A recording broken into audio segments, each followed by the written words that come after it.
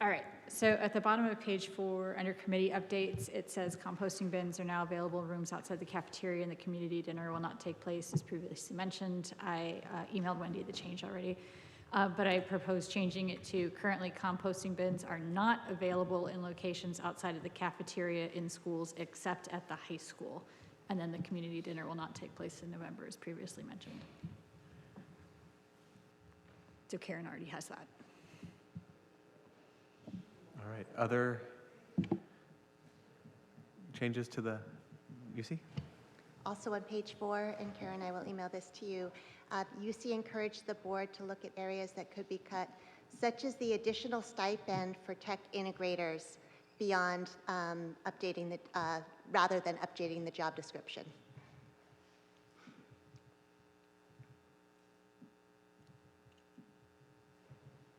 Others? All right, with those additions, all those in favor of approval of the minutes, the regular minutes for November 2nd? 7 in favor and the student rep in favor, those are approved. And we have the non-public minutes. Denise? Motion to approve the non-public meeting minutes from November 2nd. We have a motion from Denise and a second from Brian. Any discussion on the non-public minutes? None. All those in favor of the non-public minutes? We have 7 in favor and the student rep in favor. Those are also approved. All right. Next up is announcements, commendations, and comments from the district.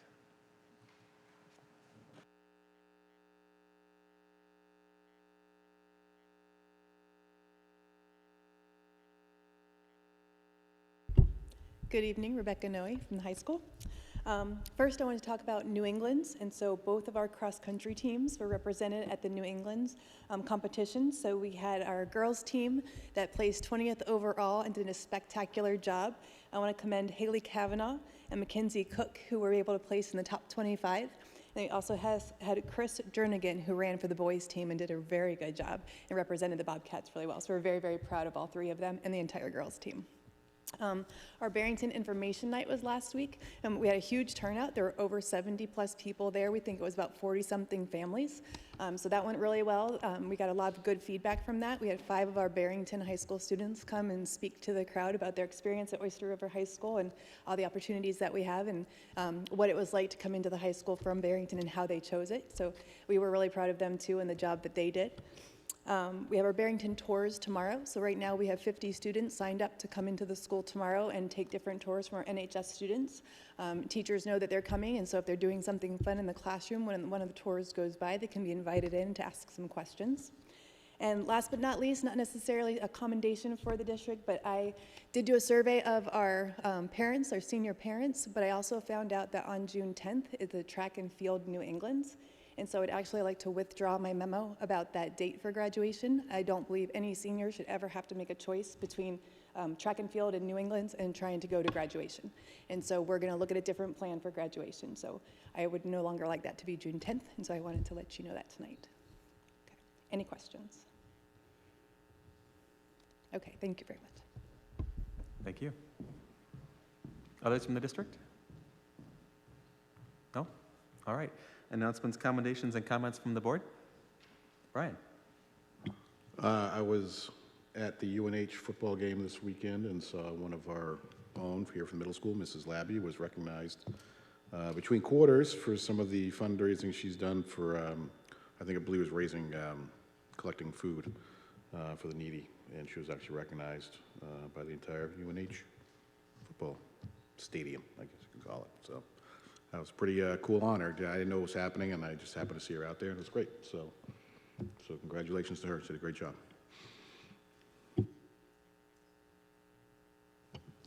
I have 2 commendations. First, to the middle school counseling department and entire school for putting on a really powerful commemoration of service and recognition of veterans in our community and others who served in the community. It was the first time that all grades, as I understand it, were in the music hall at once. The middle school, some of the middle school bands kicked off the day. There was a really powerful slideshow that with submissions of pictures and sort of testimonials of why they served, and names connecting them to Oyster River students, and also some of the staff and faculty who had served and received a tremendous applause from all the students. Many were in uniform and stood in front of the hall to loud applause and to just tremendous gratitude. I think it was so powerful for the students who have been learning about responsibility this month and community last month. The counseling department also put together a video really linking what responsibility in community looks like and connecting it to what responsibility in community looks like throughout one's entire life through the service that was also brought into the event. So very powerful, and I hope it can be continued. The other thing I'd like to mention is I had a chance to meet John Bromley's design thinking class for this year, and as Paige is in the class, and as always, it's just a really inspirational group of people who are looking to sort of live their values and take the learning that they had absorbed in school and out of school and turn it into something applied, make something happen in the community. So in their design thinking phase, they're in the process of sort of understanding their own personal passions and reaching out to people in the community who are involved in various fields so that they can start to identify a particular problem that they might want to put their knowledge and talents to. It reminded me a lot of the board's support for taking the vision of a graduate forward and thinking about what that looks like in today's changing world. And it was so obvious how the students were bringing the core skills that they had learned in other classes into their projects. And I would just encourage the high school to continue thinking about how the integration between classes and sort of the porousness between the classes outside of design thinking and what's happening in design thinking, how what that can be shared in both directions, benefiting the entire school. So, Paige, I hope that continues to go well for you. Thank you.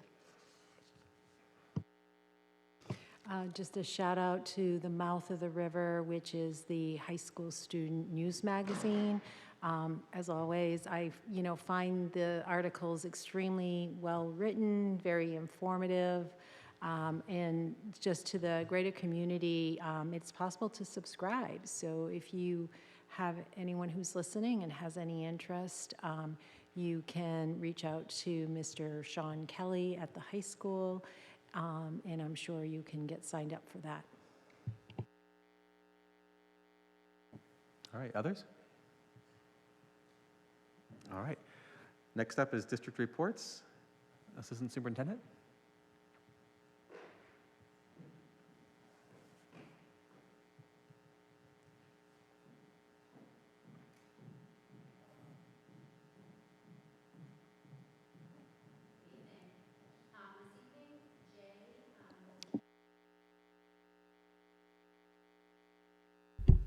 How's that? Okay. This evening, Jay will be talking about reporting student learning at the middle school. Starting last year, we explored how reporting was being conducted at the middle school and communicating student learning to families and to kids. And we have made a variety of different adjustments this year. And so Jay will be speaking about that. Janet is also here to talk a little bit about the back end of things as well. And then we'll be able to answer any questions that you may have at the end. Great, thank you, Suzanne. I appreciate the opportunity to share this information. Again, I'm fortunate to have Janet with me. Suzanne mentioned this process started really kind of last spring and, kind of look at how we're reporting progress.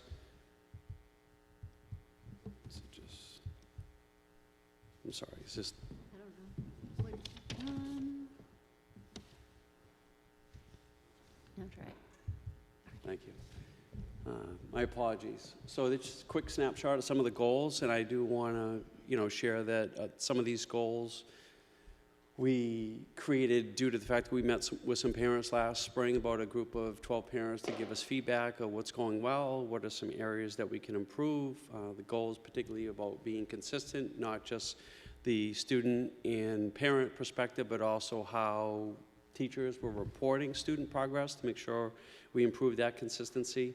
Also, a centralized location. On the back end, my teachers have always had to report in PowerSchool due to state reports. For a couple of years, we were using the Schoology gradebook. I won't get into depth about that, but we did decide to make a change. We also wanted to create a report card. So for example, if I have a student move to another district, it doesn't happen frequently, we need to share an appropriate record with receiving schools, sending schools do that, and at times also we might have students in 8th grade apply for private schools where we're expected to provide a transcript, and we wanted to make sure we had something appropriate for those types of records. We also, the goal was it's about student learning, right? So we wanted to make sure we provided opportunities to share self-reflections, not just with their teachers, but also with their parents. Who was involved in this stakeholder group? A lot of people, because when you start looking at student reporting, you're talking about student information systems, how you use that software. So again, we talked to parents, we had Schoology representatives, we had PowerSchool representatives. Suzanne was essential in that work in terms of talking and facilitating those groups, and of course IT staff, as important, our IT director, Josh Olstead.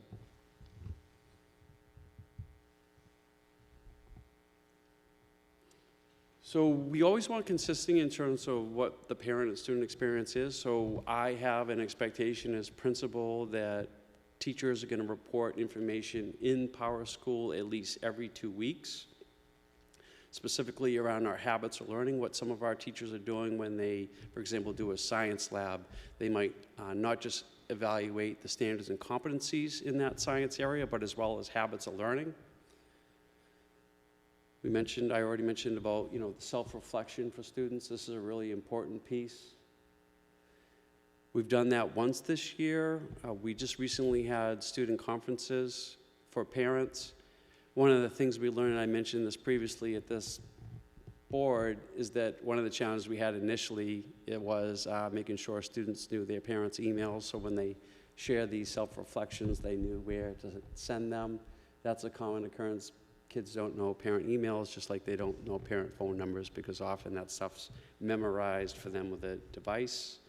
We did have some challenges at the beginning of the academic year. The goal was to use Schoology where teachers could actually report in Schoology, and that would automatically transfer over to PowerSchool, but unfortunately, we were not successful with that. Again, this was my decision that I shared with staff early in the year that we're going to shift to PowerSchool. Again, this provides one location for progress reporting, attendance, and also, I think as important, consistency across the entire school. Elementary students and parents don't see it as much, but that's what the grade book that they use at the elementary level, and they also use it at the high school level. So I felt strongly that it was good to have a consistent space for parents to go to in terms of student reporting. Schoology, as I've shared with my parent community as well as at this level, Schoology is our learning management system. We continue to use that. That's essential. We have been practicing to become remote ready. And for example, when students need to know information, where would they go for assignments and what they're currently working on, Schoology is the go-to place. So for example, if we were to have a snow day at some point, the expectation is that all our students will go to Schoology, and that's where they'll learn where their assignments are. So students still can hand in assignments in Schoology, but Schoology is not the place to go for progress reporting and grades in terms of assignments. So I just want to be very clear on that. And I've messaged that to families throughout the academic year from the start of the school year. For the first time, we did hard copies of report cards. It's been quite some time. That was provided to all students, and they actually brought them home right before the parent conferences. So that was the first.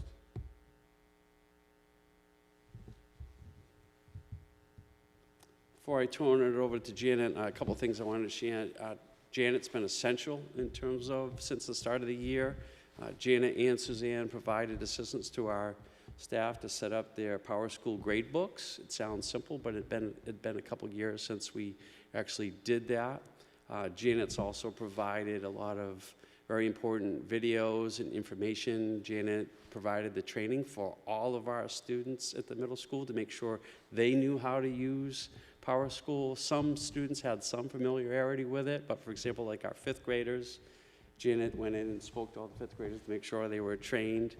And again, I can't emphasize enough, just like the videos that Janet creates. If you go right to the front page of our school website, there's a link in a really well-done video in terms of where parents and students can access information in Power School.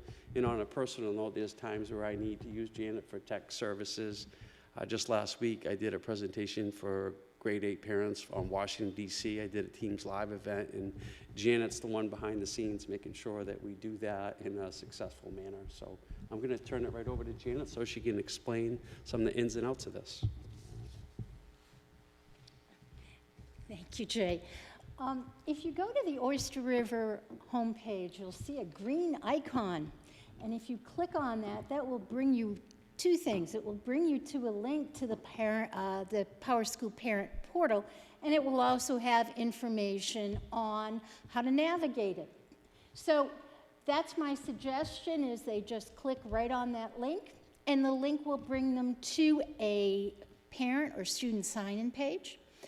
If a parent has not set up an account, they need to create one, and when they go to create an account, they use the email that was used to register the child.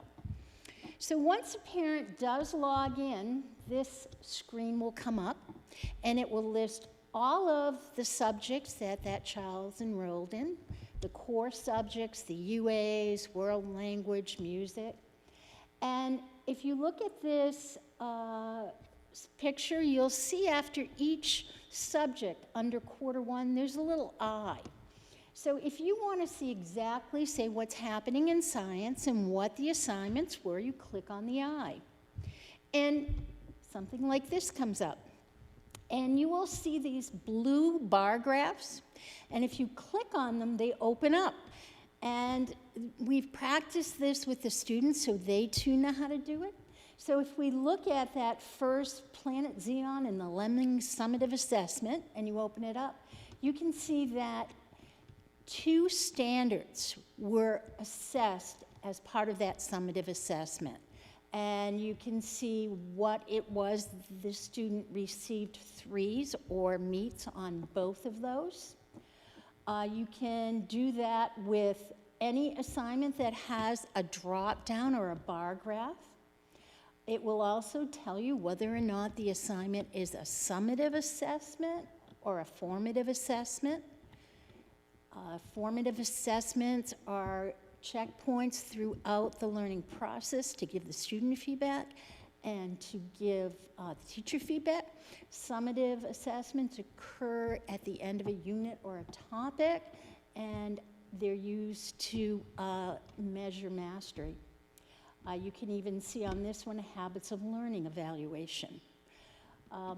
There is a key below that gives additional information, such as if an assignment was late, if it's missing. Also, it might be that it was incomplete. So that gives you, for each class, you can really dive in to see what each assignment was and how each assignment was assessed. You can also go back and click on standards. Would you rather have questions Sure. in the middle or at the end? Go right ahead. Oh, Well, it's just that it's particular to that slide. Why would a student be excluded, the little orange, like snow? And that, we work with that on kids, because that, I don't like the word excluded, but that's a Power School word and we can't change that. What it means is this: we grade the standards, and then those go to evaluate the competency. A formative assessment evaluates learning. So I always give the kids this analogy. When I learned to drive, I went out with my driving instructor, and as I was driving, I was getting feedback such as, You're swaying to the right, you're swaying to the left, you're going too fast. That was a formative assessment. That gave me feedback. My summative assessment was when I went to the motor vehicles and took my driver's test. So the summative assessment is what goes into determining the overall competency grade. The formative assessments don't go into the overall competency grade, and that's why they have that excluded. I know that's confusing, and we've gone over that with the kids, and we even have to go over it once in a while with the teachers. I don't like that word, but unfortunately, some things you can't change in PowerSchool. So now, parents can also click on standard grades. And as you see, it's giving not only the competency. So if you look at the first one, it says ELA grade 7 competency 1. That's the competency. Below it are the standards that were assessed. So at this point in the year, the teacher has assessed 3 of the standards. And PowerSchool then looks at those standards and applies a competency grade. You can also see the individual habits of learning grades. And again, PowerSchool, we're using 4, 3, 2, 1, where 4 is exemplary, 3 is meets, 2 is progressing, and 1 is beginning. So are there any other questions on? What happens if there's more than one assessment for a particular competency? Okay, so the assessments are standards. You assess the standard. So I'll go back here. And this is at the beginning of the year, so you maybe don't see that many assessments yet. But let's say we have standard 1, models. I can develop and use a model to predict and describe. Okay, Ms. Lawrence is going to assess that standard throughout the year. One thing that we feel is we put more weight to that last assessment. You think of your driving test. You flunked it 3 times, but you pass it the 4th time, you get your license. They put more weight to that last one. We put more weight on the last one. So when you go back to here, what PowerSchool is doing on the standards is it's looking at all of the assessments for that standard. And then it is putting more weight on that last one. There is some weight on the earlier ones, but it is looking at the growth over the year and then giving a grade for the standard. So it's populating all of the assessments Right. to get to that. PowerSchool is. Do you ever see, but it always comes out to a whole number, it's never... What it does is PowerSchool will give a whole number. It will, for the standards, it will round to a whole number. Any other questions? And comments can be edited, that little comment Yeah. box there. The teachers can add comments, and parents will know that there's a comment because it'll have that little box on the bottom. They can also, if I go back, these are, the ELA comment is the comment at the end of the quarter. But if I go back and I'm looking at science, often teachers, and I cut it off because it was so wide, but it may be on a summative assessment. The teacher has made a comment particular to that assessment. Yeah. For the, for the second tab, the standards, can a teacher go in and override the auto calculation? Yes, they can.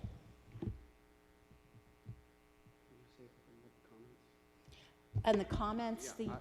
Yeah, thing I wanted, thank you, Janet. Thing I want to add is teachers put a lot of time and energy into personalized comments, and that's an expectation that I have of all my staff. So the minimum is at least 2 personalized sentences in there. And I can tell you, I've done checks, I know Janet's looked at this too, where my teachers put a lot of time and energy. They know the kids. So if I can emphasize anything, anyone out there, please look at those comments because they're actually very meaningful and it really gives you a reflection of, how your child's doing. And of course, we want parents to feel comfortable to reach out and ask questions in regards to that. But that's a really important piece, looking at the comments where the kids are at. I think sometimes, unfortunately, parents miss that. And Janet and I talk about this. The students have been trained.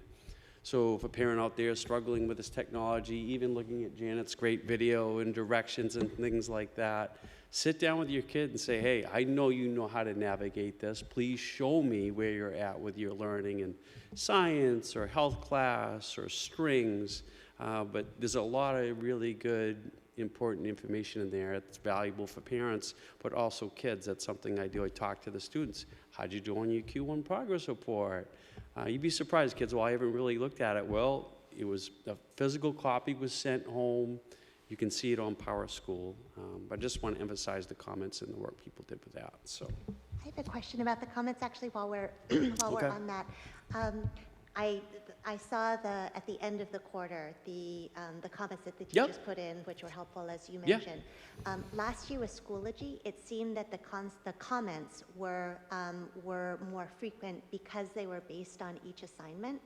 Okay. And so, and I know there's the opportunity for teachers to put comments on individual assignments, but it seems to be happening less. Do you know if the students are getting feedback through a different mechanism, or sort of where that rich data feedback from assignments lives now? Yep, so feedback can be given by teachers in a variety of manners, in person, but teachers can put comments on individual assignments in PowerSchool, and with my spot checks, I see teachers doing that.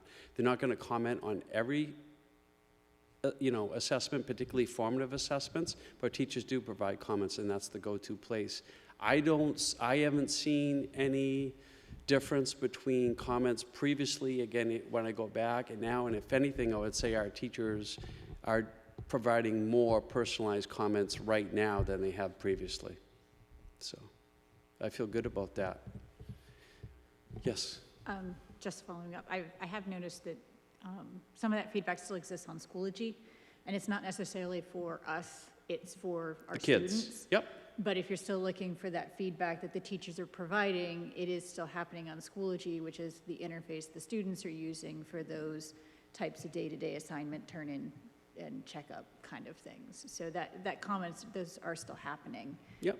They're just not happening in PowerSchool, because the PowerSchool side, I tend to think of it in my brain a little bit as it's more outward-facing for the parent folks, whereas the Schoology bit is still that internal conversation within the student and the teacher.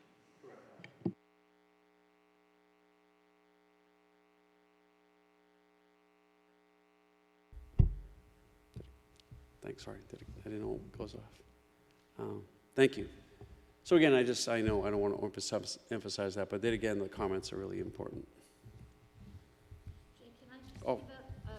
give an example? I was working with an LA teacher on poetry. In fact, I think Asa had a poem, and they were then printing them on wood. And I noticed that I do the technical side. I do not do the LA side, thank goodness.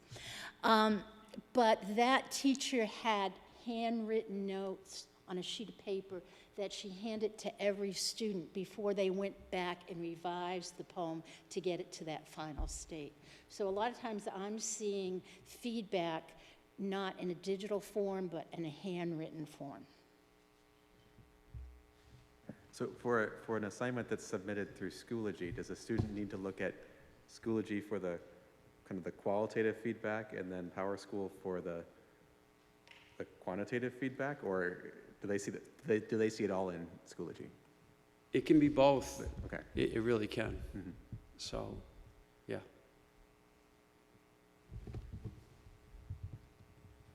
Next steps, again, I've worked with parents.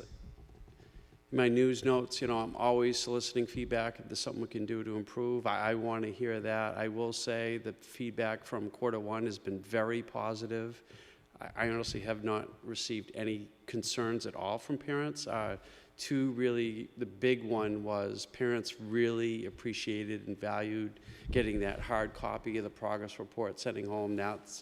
I heard a lot of feedback about that, and that was positive. And teachers heard a lot of that too. In parent conferences, we had approximately 50 to 60% of parents who participated in those. My teachers have done a great job in terms of being flexible to meet people where they need to be in terms of timing on that, whether it's the day or night. So that's been very positive as well. We continue to meet as a group of teachers just to refine and talk about what we can do to improve in terms of progress reporting here on the local level, right here at school. That's very valuable. And, getting feedback from students in terms of what they think, we'll continue to do that through the advisory and flex time. My plan is to continue to provide hard copies for the rest of this academic year. It's a lot of paper, but I think it's actually really kind of worthwhile. And one of the things I've learned as principal is there was a point where we wanted to transition to digital type things. A long time ago, one of the first steps I took as a school principal was transitioning to what was called Edline, actually going to an online grade book. But I actually have seen it flip now, where I think providing paper copies is really helpful to just parents and students. We're also going to continue to refine in terms of what that self-reflection looks like for students. For example, I often get a lot of questions about what are students doing during Bobcat time, so that's something I've added to that self-reflection. So when we do another reflection right after the Thanksgiving break, students are going to report what they're doing in Bobcat time. It could be something like getting extra assistance in math or writing, it could be work on their robotics project, could be working with Janet Martell on some tasks, Bobcat movement. So you parents are going to see that, what kids are doing during Bobcat time. And we're going to continue to work on, trying to improve, what Power School looks like, as well as maybe the impacts of Schoology. Yes, Denise? When it talks about the focus group, who is in the focus group? Great question. So we had a meeting scheduled last night. Approximately 10 people were invited. Only one person was able to attend, so I'm going to meet with that person personally on Friday. People are busy, so we're going to continue to do that, but it's a parent group. So, yep. Do you anticipate additional changes to the structure of the Power School side of it later this year? That's a really good question, Michael. The feedback, again, I've heard so far is positive.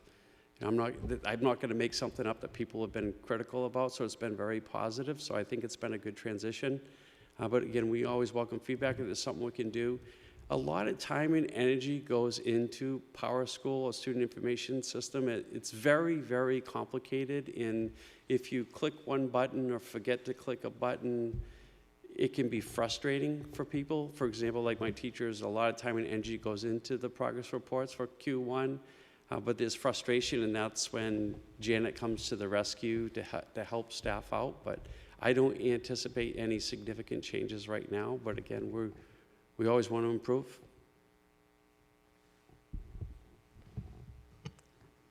Comment, question, then process question. Yeah.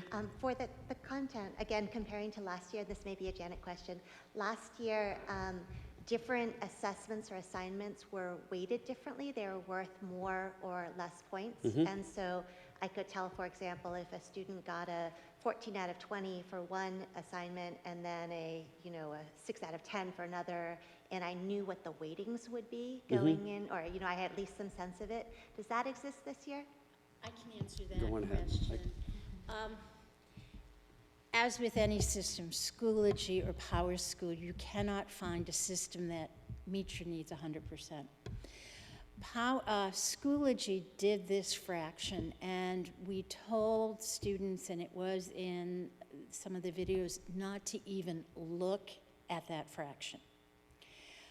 Because what it was doing was this: if you had an assessment that was assessing 3 standards, and you can get 1 to 4 on each standard, 3 times 4 is 12. Now, a student who got a 3, which means meets, got a 9 out of 12. Well, the old mathematical minds went, they got a 75? No. That's why we said, don't even look at that fraction. And we tried very hard to get rid of it, and we talked with Schoology, and we couldn't get rid of it. So they weren't weighted differently. It just maybe appeared as if they were. I understood the fraction, not being stressed out if you got a Right. 75 or 50%. But so all of the summative assessments are worth exactly the same amount through the year, with the later ones weighted more? What we did last year was, actually Schoology did not do that. They just listed all the assignments. Schoology did not then take, say, 4 assessments and then give you an overall grade. It didn't do that. The teachers had to do that when they put grades into PowerSchool. So there was none of that analyzing. There was no weighting at all. What was decided this year with PowerSchool is we were going to look at all of the assessments, but put the heaviest weight on the last one. I guess it makes sense to me that teachers might decide to weight and might have done that manually last year. I don't think they did, because on PowerSchool last year, we were just reporting on competencies. We did just competencies last year. We never even did standards in PowerSchool. And then the second question, I am very glad that the printouts of the progress reports expanded access so tremendously. Is there also a way to get an electronic copy? Yep. Yeah. Definitely. Those directions, I don't think it's worth it. I don't. I'll yeah, send, there- I will, There's directions. I'll make up some directions and have them on the website on Monday. And that's something I can share with the newsletter, but I want everyone to know out there, you know, if there's something that paper copy didn't work, you'd like an electronic copy, that's something we can create a PDF and email it to, you know, individual family. We want, again, to provide parents what they're requesting, so reach out. So if I could just chime in, the ultimate goal was that the middle school staff would be reporting consistently, and Janet and the teachers, Jay and Suzanne, worked tirelessly to make that happen, and ultimately made a decision that PowerSchool was the better outward-facing reporting to parents. And so we can confidently say today that this standard, pardon the pun, that's being used at the middle school is across the board and is consistently being applied. And I think that was the biggest frustration we were hearing from parents. They didn't understand what they were seeing. And now using a standardized approach that they've adopted for every teacher, it's easier to communicate how the child is progressing. The tutorials for the PowerSchool were great for the computer. Are there similar tutorials for navigating the mobile app? Because the layout's a little bit different. I'll talk to you about that one. The mobile app is great for the high school. But remember that the high school reporting system is different. PowerSchool is newer to standards-based reporting. They don't have the app quite there yet. So again, what I'll do is by Monday I'll have something put out to you, because what you need to do on your phone, instead of going through the app, is going through your web browser to the actual site, and I will put that out. If you're trying to use the app for middle school, just delete the app. Save space on your phone. And you're talking about PowerSchool and this. PowerSchool, yeah. Did I say Schoology? No, you didn't. Okay. I'm just There's just trying like to so keep them many straight. things, yeah. Yeah, I mean, I was able to find all the information. It was just a very different process to get to what I was Very, looking very for. different, yes. So I will, there's an easier way to go through the web, and you could even put the website on your home screen and just click on it. I would add to that too. I mean, the same thing happens to me. I mean, I have PowerSchool if there's ever an emergency, but often what I do is I have the app on here, but I exit to the main PowerSchool site and it's much more user-friendly for me. So again, it's one of those software things where you can have the functional system you do in the web browser, and then the app, and often those things look very different. So it can be confusing. This was really helpful to have the examples for those of us who we don't have students and don't see this. I was wondering if it was possible to have, to send us something of an example of what Schoology would look like for those of us who are just curious, or maybe I'm the only one. I think everybody else has kids in the school, but just to see like what does, the information look like in Schoology, whether it's, assignments or what have you. I would really appreciate that as well. We can do that. Just realize that grade reporting isn't done in Schoology. It's a place to go to see what the assignments are. Right, that's all I'm looking for is what is the setup and what does it look like? What do parents see when they access it or students see when they access it? What we'll work on for maybe after the Thanksgiving break, because I don't want Janet to have to be working on weekends like she usually tries to do. But I think a good trial would be we'll create a video, and just like she did with Power School, about what to expect for parents to look at. Like, for example, if Dr. Morris calls a snow day, right? We could do just like a quick video about what to expect, what kids look at, and what Schoology looks like, so it's kind of like a wraparound theme around that. So that might be fun to do, but we could do that. So, great question. Thank you. This is great. Thank you very much.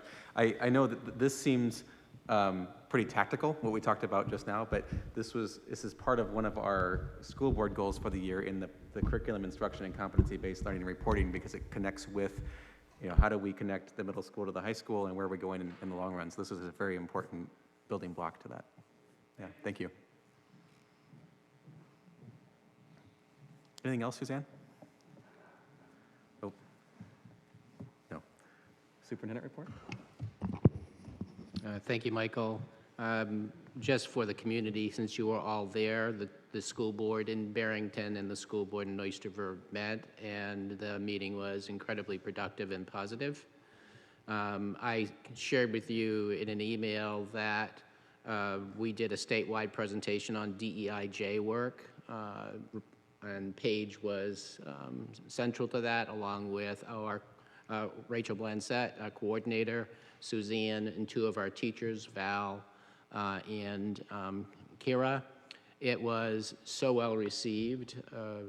Before we practically left the room, there was an email in my box asking to do site visits on a lot of the initiatives that we're doing. And one of them was, and I'll say this in public, the whole team did a fabulous job, so I don't want to take away from the whole team, but the person who consistently got positive comments was Paige.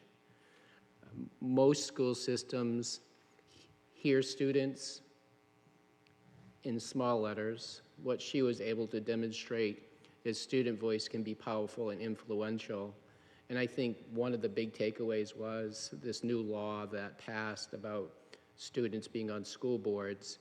And because we've done it for so long, and we've been fortunate to have people of Paige's caliber year in and year out, her confidence and her presentation to adults she had never met in a strange space was really revealing, and I just want to make sure that we praise her for being yet another student rep who shines in Oyster River.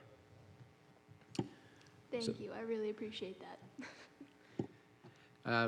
We also are in the process with our new communications coordinator of publishing a quarterly newsletter from the superintendent's office, and that's just about ready to go. And the main article is on all the resources available to parents and students who need extra assistance or who want to extend their learning. And so that'll be coming out very, very shortly. We're also going to be sending out a communication related to gun safety. As we have seen in the news, we're in hunting season and accidents happen. And the gun safety memo is really about making sure you secure your weapon and your ammunition when it's not in use, and that's a direct result of the parents who met with us this fall. And I had the grueling experience of a 6-hour deposition for the lawsuit related to the inadequate adequacy that the state provides for educating students. And it was interesting. The gentleman, the lawyer, the firm that the state has hired is out of St. Louis, and the state must be spending an enormous amount of money to defend the undefendable. So that should end up in court in April. Then if we're successful, the state will appeal, and so it'll go on for a number of years. But it is progressing, and our attorney, Michael Tierney, did a bang-up job organizing all these depositions. Sue's gone through it as well, and they're continuing to just depose every superintendent and business manager of the 20 school systems that have joined in this lawsuit. So that continues to go on, and that would be the summary of my report, Michael. Question? Yes, just regarding the budget calendar and the date change, I'm just curious why the date was changed. You'll have to be more specific. Budget calendar. Sue, did we make a change? I'm not aware of it. Denise, that's why I'm deferring. No, we made a change. What was the change? I know I discussed it with Wendy. Yeah, I'm still on. I have it down as January 10th, and this is showing a change to Wednesday, January 11th. Yeah, okay, so the last date for petition warrant articles is January 10th. I'm sorry, say that? The last day for petition warrant articles is Oh. January 10th, and we realized we couldn't have the meeting the same day as we get the warrant articles, so we Okay. changed it to the 11th. Okay. Because Wendy gets the calendar, and she went through it and realized that we had scheduled it on that same day, so. Thank you. All right, thank you, Dr. Morse. Anything else, Sue? The business administrator was the next item on the agenda. Okay. All right, next up is student representative. Yeah, last week we had a celebration on the turf for the fall sports teams. They all had really successful seasons, and I want to give a special shout out to the girls cross country and the unified soccer team. They were both runner-ups, or runners-up, and the girls volleyball team and the boys soccer team are both state champs. The fall play is going on tomorrow, Friday, and Saturday. It's Clue. It's really fun. The shows are at 7, and there's also a 2 o'clock show on Saturday. And the Student Senate is contributing to the End 68 Hours of Hunger. So there's going to be food bins and all the advisories, and it's going to be a fun advisory competition. There's talk of a trophy for the advisory that raises the most food, and we also just want to emphasize that expired food is not acceptable in the food drive.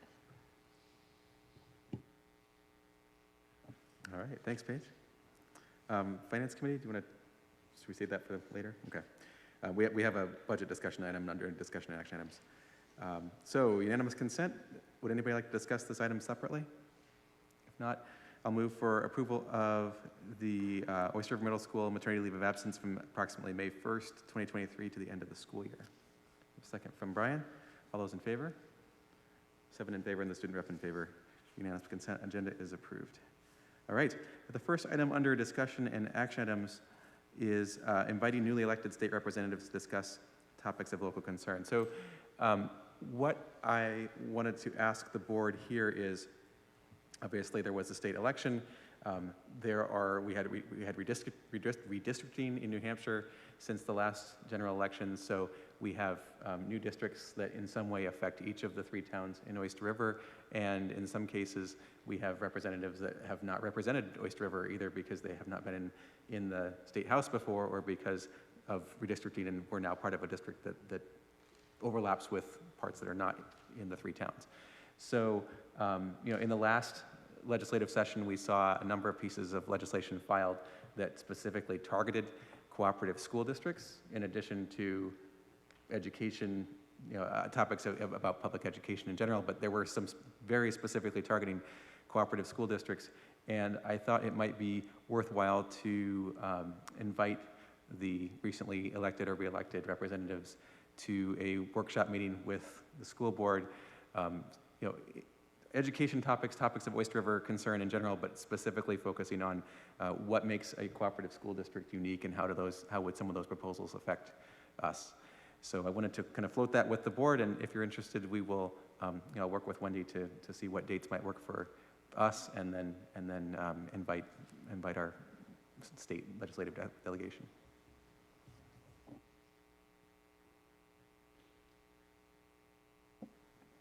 I think that sounds like a good idea.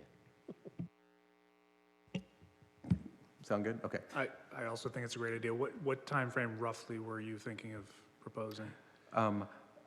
I was thinking that this probably does not need to be a very long meeting, that maybe it's you know, an hour before one of our meetings in December. I think that we need to, if we're going to do it, we need to do it before the end of the calendar year, because then they get busy with things in Concord after that. So if it's going to be effective, it needs to be soon. So potentially even if it doesn't work to meet an hour before, you know, in the 6 o'clock hour before a school board meeting, I don't know if it would work to, we probably have too much on our agenda to start at 7 and continue later, but we can look at some options there. Yeah. All right, thank you. Next up is the fiscal year 24 budget discussion.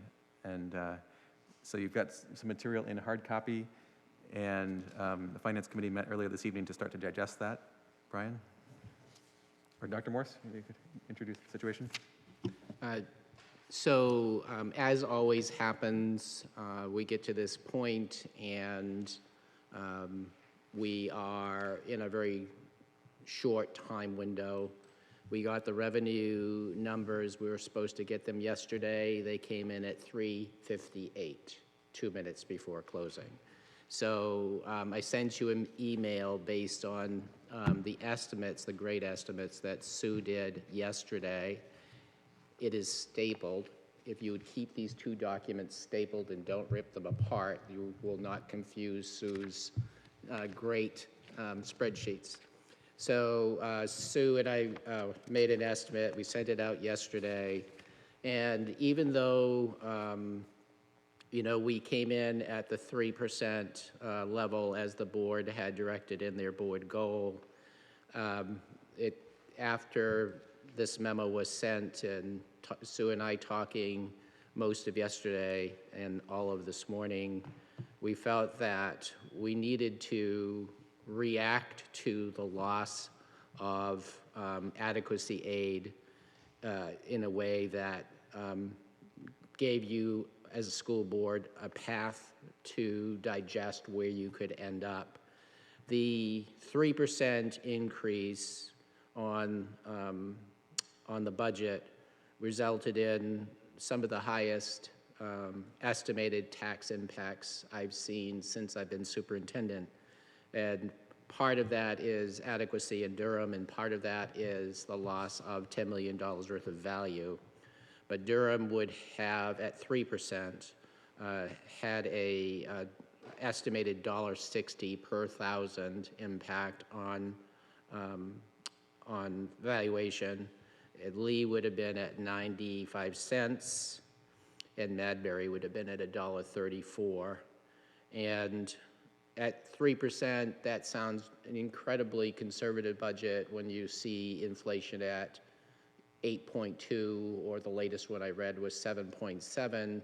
You know, you're coming in at less than half of the inflation rate, and that feels good until you see the potential impact even a modest increase has on the community. And normally, it's this balance that we're always trying to play between making sure we're providing what's best for our students and also making sure that the budget is affordable that we're presenting to the community. And the team knows that first thing they said to me when I brought them in an emergency meeting this morning was, they said, "You didn't sleep last night." I said, "Nope, because this was bothering me." It's not that we weren't responsible. We were incredibly responsible. It's the revenue doesn't match the level of responsibility that we thought we were implementing when we said 3%, 3.62%, and 4.32%. And when I presented the 3% budget to you, when we didn't know the revenues, we had met all of our basic needs. We had moved our staff forward. We had covered our costs related to insurance and so forth. However, as Brian is quick to point out, it's all fun and games until you see the revenue. And what happened in this particular cycle is the board put the state put one-time money into adequacy last year into this year. And Heather asked a question in finance that I think I'll just embed in this conversation. Could we have predicted this? Yes, we could have predicted this, but generally, when the state said there's one-time money, they realized they're creating a cliff, a financial cliff for every school system in the state of New Hampshire. And they usually come in and kind of compensate for some part of that cliff, if not all of it, because all of these legislators go back home to their communities and they're facing school boards that are saying, we can't build our budget without having a dramatic impact on the taxpayer. So Concord does this kind of legislative moving of the shells so that it feels like they are providing resources, which they are in a single year, that disappear in the second year, and then the political shenanigans begin over the next 6 months. The issue for us is we're an SB2 town, so every school system that has voted to be an SB2 school system is building their budgets before the legislative session has even begun. And it may or may not materialize over these next months that the state reacts to the deficits the revenue deficit that they've created across the state. But the issue that I think is most important to hear tonight is that if you are a community that relies on state funding, you are going to be disproportionately impacted by this revenue cliff. Meaning if you are Farmington, where Brian is working, the amount of money you get from the state is critical to your operation. What's critical to our operation is the local taxpayer. They represent over 80% of our budget. And so this is a cliff for us that's significant that unfortunately we didn't create, but we have to adjust to. So I came in this morning and went into the conference room and started writing thoughts and numbers and getting my head together on how I could approach this to the southern view, recognizing that the responsibility tonight, tomorrow night, and on the first meeting in December is yours to choose the path. I'm not trying to dictate the path here. I'm just trying to suggest there are options in front of you where we could really lower the budget even further than we anticipated. And I'm stepping outside the budget goal you created, but there wasn't enough time for me to get permission to do that, so I kind of am stepping in front of you. Now I'm going to step back. So this memo that I sent today represents a path for you all to potentially, if this is the direction you want to go, lower the 3% increase to as low as 1.05, essentially 1%. And I did this with the focus on what would have the least impact on students and our desire to support the students and our need to support the students, which means that operations takes a larger hit than services that directly impact our children. So for this part of it, I just want to walk through the thought process that Suzanne and Sue and I had this morning and validated by the principals in our emergency meeting this morning. So everything you're seeing here has been reviewed by the collective administrative team, and so you can be assured that this isn't Jim Morse writing something off by himself. So two scenarios. One is all about cuts. The second one is potentially about cuts and identifying additional revenue. So we talked about a retirement incentive. We talked about the fact that there are 25 staff members in the district who are both age and service eligible to retire, and we talked about the potential of doing that in the next budget cycle. That all made sense, and then in a conversation last night with the administrators, David joked with me, yeah, it's too bad we couldn't do some of that this year. And that kind of resonated in my head as I was thinking about tonight. And it went from a casual comment to, why can't we do part of it this year and part of it next year? So if the board was willing, and by the way, Janet, in her role as guild president, contacted each of the people who are service and age eligible, and they said if a retirement incentive was available to them, that they would participate in it. So that came to the issue of, well, if we split the retirement system incentive over two school years, then we can benefit this year and get past this revenue cliff that we're facing and still have staff members who would retire in the next school year, which would help us get through the bond, the last bond payment on the middle school. So if 12 people participated this year with your authorization, potentially we could save as much as $325,000 from the personnel costs. Excuse me. Then the cut that I know cuts the quickest to Brian because he's the strongest advocate and Michael is in the capital area. We have $385,000 set aside to repave and expand the Mohammed parking lot. In this particular budget, it can't take that kind of priority. That's a huge amount of money. David didn't blink an eye when he saw it on the list to consider. So we put that on there for your consideration. And then the Mastway library flooring was $16,000, and we recommend not doing that. We have a number of unfilled positions that we've struggled to fill now for at least 3 years and continue to struggle.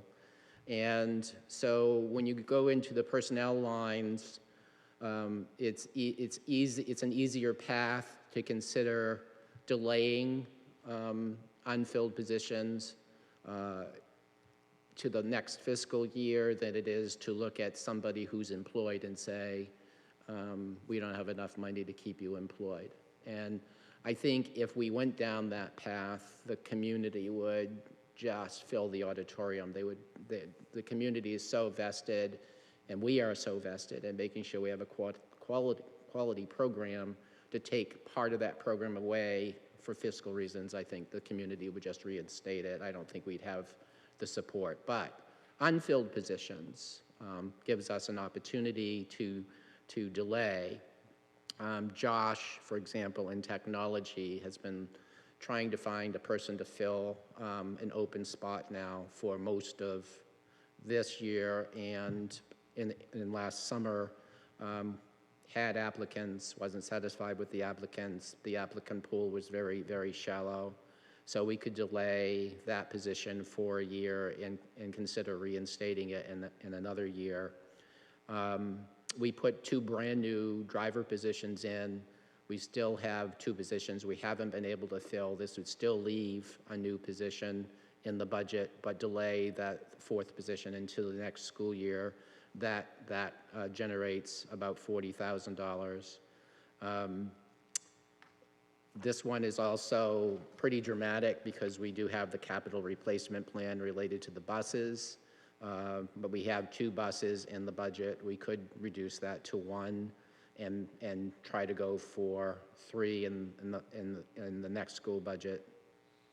So in summary, the early retirement could generate as much as $325,000. The technology cut, in addition to the person with some minor cuts that Josh has done throughout his budget, would generate $90,000. The parking lot would generate $385,000. Reducing the one driver position would save us $40,000. Reducing one bus would save us $40,000, and cutting the carpet would save us $16,000 for a total cut of $896,000. So that takes care of scenario one. You also have the option of digging deeper into the trust fund. So in our first draft of the 3% budget, we had potentially the idea of using $50,000 from the trust fund. You could increase that to $950,000, which is very close to where we were in the first draft of this budget for this year. However, just remember that if you do that, you're creating a local fiscal cliff. So, it's there. It doesn't change the percentage at all, because it'll still be, I think it's a 1.05% increase over last year. Whether you use the revenue or not, it's still a 1.05% increase. But if you use revenue, you can push the estimated tax rate down a little further. So it's there for your consideration.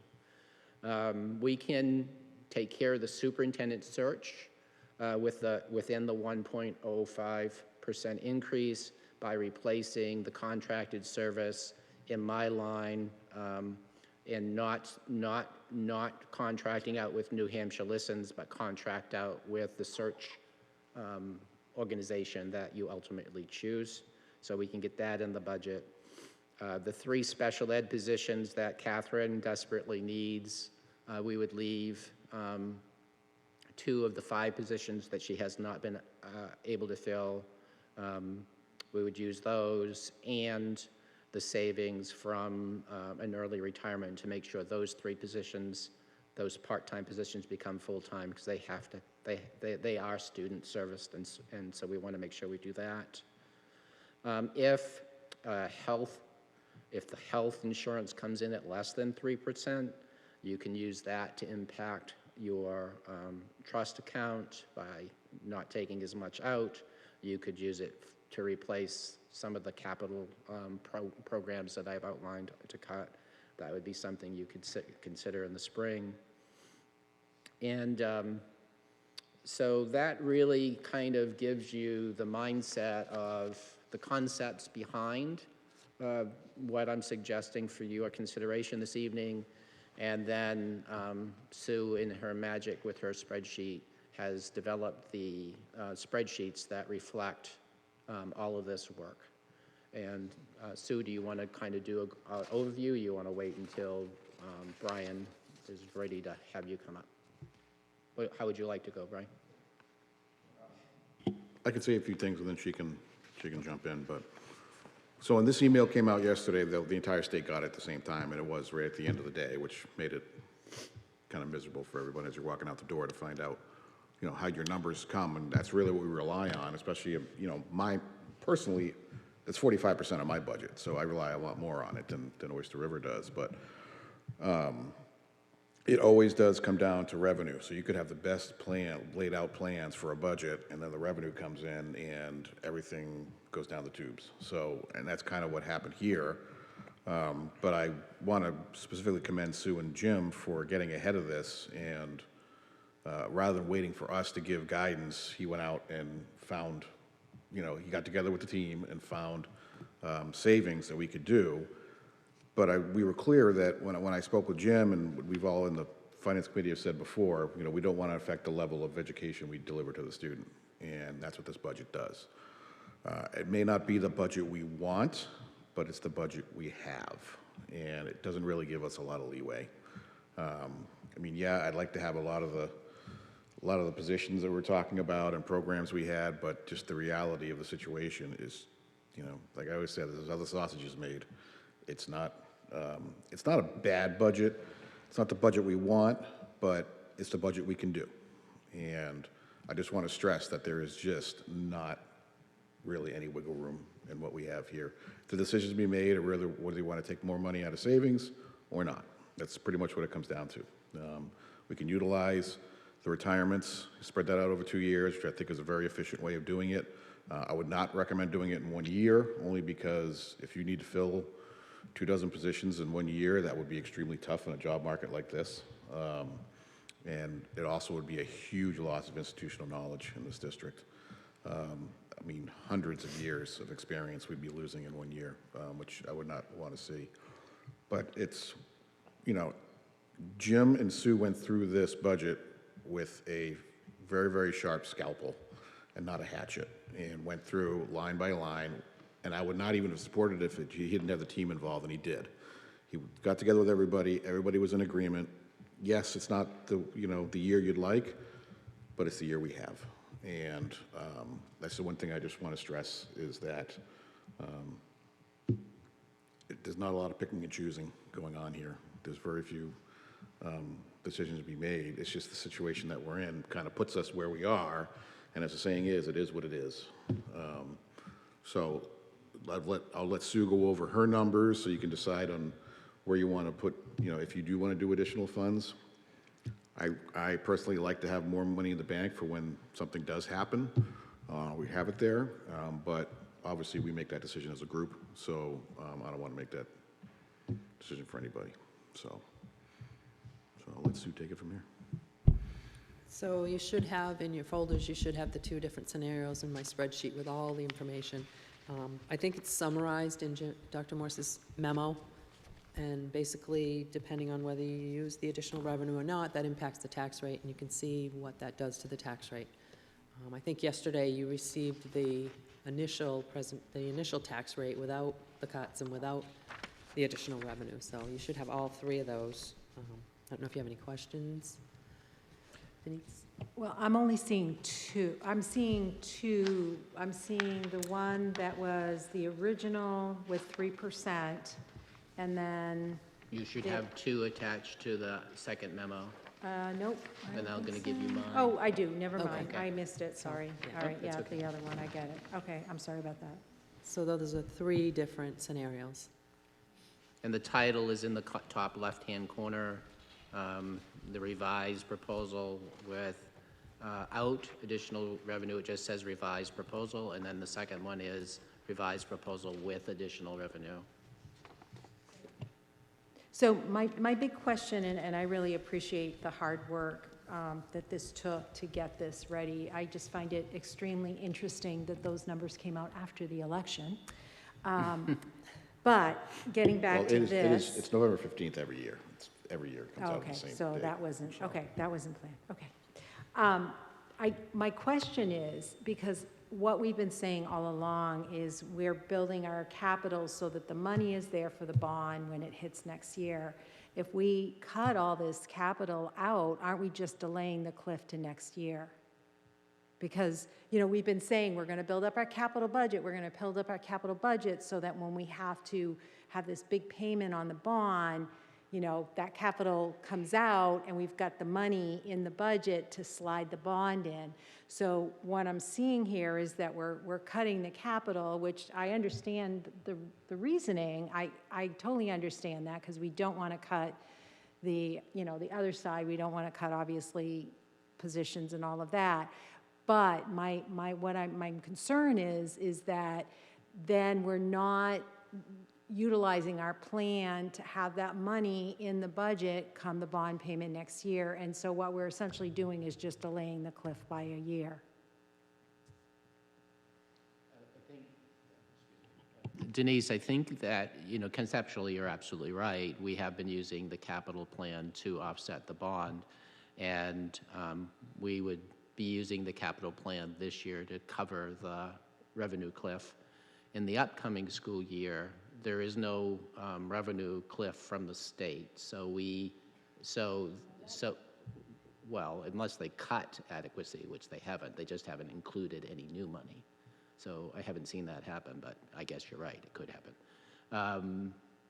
We would use the other half of the retirement incentive to offset as much of the bond as we could. So it would leave about $175,000, $180,000 for us to put into the next budget in order to cover the bond if we do the retirement incentive. I think I need to go back and look at some of those numbers because I really feel like we had, you know, first of all, like the whole retirement incentive was going to offset the bond for next year.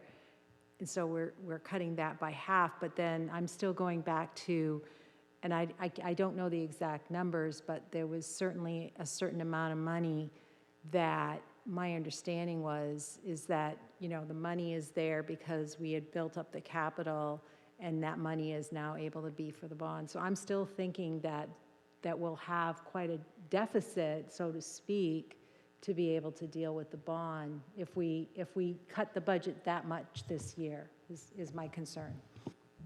Where is the capital being cut in scenario one? I see the Mohammed parking lot, but that would be money we'd be spending anyway to fix the parking lot, so it wouldn't be there to replace. No, so to what it offset. is you build up you build up your budget so that, you're right, it's like we're spending that money this year, however much it is for the parking lot, the 300 and something thousand, that money is built into your budget for next year. We're not using it to do a parking lot next year because we've already used it, but the money is in the budget to then use for payment of the bond. Yeah, the way we had those charts was like the capital plan is going to be X dollars this year, then X more this year, X more this year, and then so all the money is already in the budget by the time the bond needs to be paid. That was my understanding anyway. Your understanding is exactly right. Denise, and you explained it exactly right. So there's no misconception there. So remember, this is a bunch of choices for the 7 of you. And if $385,000 is too steep a cut, you can, reduce it to $200,000 and we'll choose another capital project. But understand that it will increase the percentage and increase the estimated tax effort. But what you're explaining is exactly what the plan was. We just weren't anticipating a adequacy cliff. And I would remind you too that, we made a commitment to the taxpayers when we built the school to not spike the taxes when it happens. And I think if we put too much back into it, that spike will happen. And whether it's at, 3% could do it, could spike the taxes, just the way it falls. But this is a tight, a very, very tight budget and a very, very lean, tight economy where people, I think, are not looking to, we could put all the bells and whistles on it, but I don't think people are looking to see their taxes spike in this particular year in general. So again, I'll just say, I'm not advocating perhaps to go as high as 3, but perhaps a middle, like a 2% increase this year, which I understand. I get that that's, at least unless the state does something and puts more money back, would be a significant increase. My fear is that if we just say, no, we're going to keep our increase to 1% this year so we don't spike the taxes, that all we're doing is delaying it. And we're going to be sitting here next year and we're not going to have a choice because the bond payment is not something that we can cut. So then we're faced with making more significant cuts. That's my worry. So that's why I'm thinking maybe we need to compromise and look at perhaps a 2% increase for this year as opposed to a 1%. Right. So where we are in the process right now is we have, this is, hot off the presses information about the revenue side. I think the goal for tonight really is to understand, for the board to understand what that means and what the implications might be. We do have a workshop scheduled. So in that context, these are exactly the right questions to be asking. We do have a workshop scheduled for tomorrow night. So after we have 24 hours to think about what this means and some scenarios like that we might want to dig into more detail ahead of our next regular meeting on December 7th. So I think as you're thinking about this tonight, looking at what Jim and Sue have provided us, what questions do you have to understand what the landscape is with regards to, future commitments in the capital plan, what it means from a revenue perspective, other aspects of, essentially, does the board understand the spreadsheets that Sue handed us tonight? You see. I appreciate all the work that's gone into this, and I think, we need to get less than 3%. Questions I have for the sort of the tier 2 initial increases, the proposed increases. For example, around the safety concerns, it seems to me doors that lock from the inside, I was like, whoa, we need that. I'd like to understand if there are some must-haves in that, or whether we really can let it go. No, they're must-haves, but I should have shared this when I was talking. So a couple of things have developed since the last time that we talked. Related to the safety issue, there are grants available that Suzanne has already applied for, and there's a round 3 coming up on safety, so we can potentially be able to compensate for the safety items through grants. The other thing that I learned last Friday was that the 2-year robotics grants, which we thought that's the end of the grant, we were told on Friday by the Department of Education that we should continue to apply for those grants because they have money to support it. So the tier 2 stuff on robotics can still be addressed through grant money. So that was my concern when I was building the budget as the grants were dried up. How do we continue to support these programs into the future? So the security grants and the robotics grants help us mitigate a couple of those tier 2 issues. Another of the tier 2 is adding significantly to the professional development account, and I think we all really supported that idea, in part because some of the board's strategic priorities seem to be sort of hampered or slowed by the lack of professional development, the competency-based education, and the sort of some of the grading work that's going into taking us to the next level there really needs teachers to to be making those decisions and spending that time. Yeah. So I would love, before tomorrow or as we discuss this, to understand various levels of additional professional development funds, the impact that they would have on what we think our ability to make the board's goals So these are all great questions, you see, and Suzanne and I talked extensively. In the base budget, even at the 1.05% increase, we put a substantial increase in curriculum cycle and professional development. The $40,000 would have been our ultimate goal, but we did put a lot of new money in, and the $40,000 can be somewhat offset by federal grant. Our ideal would have been to put the $40,000 in, but we made massive inroads into improving our ability to support our staff in curriculum and professional development in the base budget.